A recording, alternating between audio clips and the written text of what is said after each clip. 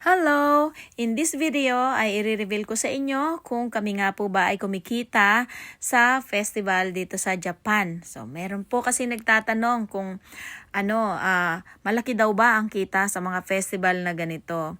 So, ang masasabi ko po ay depende. Depende kung malaking festival yung sinalihan ninyo or maliit lang na festival. So, ang malaking festival po ay yung mga hanabi, fireworks festival. Yan, malalaking festival po iyan. At saka yung mga festival na talagang yearly ay ginaganap. Sanay na yung tao na taon-taon ay merong festival na ginaganap sa lugar na yon.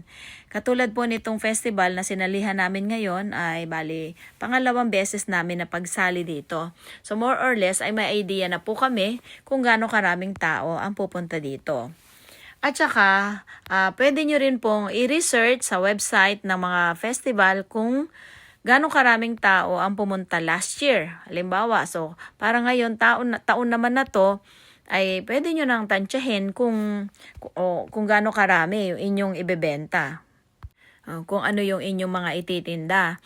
So katulad ko po kasi yun na nga, Philippine Foods yung aking mga paninda. So kailangan din na nakatutok tayo sa promotion nito. Ako po kasi minsan sobrang busy. Talagang hindi ko minsan na hindi ako nakakapag-post. Katulad nitong festival na to. Festival ngayon, kahapon lang ako nag-post. So paano malalaman ng mga Pilipino yun? So kung may balak po kayong magnegosyo ng ganito din, kailangan tutukan nyo rin po sa promotion, sa mga pag-post o pag-i-invite po sa mga kababayan natin kung ang tinitinda ninyo, ganyan nga, mga adobo, mga Filipino foods, diba? So dahil nga hindi ako sure kung gaano karaming Pilipino ang pupunta dito, so mas marami po kaming dinala na mga pwedeng bilhin ng hapon, katulad ng mga potato fries, nachos, ayan yung tapioca milk tea, cheese sticks, yan po talaga yung pinaka-main na dinala namin dito sa festival na to. Pero yun na nga, nakakatuwa naman po dahil mag-isang taon na rin kami nagjo-join ng festival, yung iba, alam na po nila na may tinda akong adobo, sisig, lechon kawali, at saka lumpia.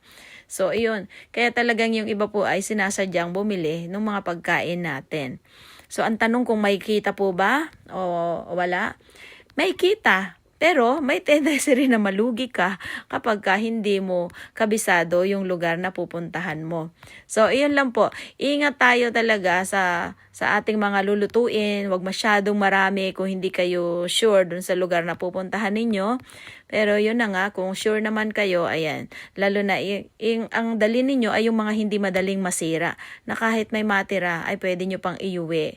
Halimbawa, ako'y katulad ng adobo. Kung hindi man maubos, pwede ko pa siyang i-freezer, hindi po ba? Pero katulad ng sisig, yan, pag hindi nabili, pwede po siyang mapanis.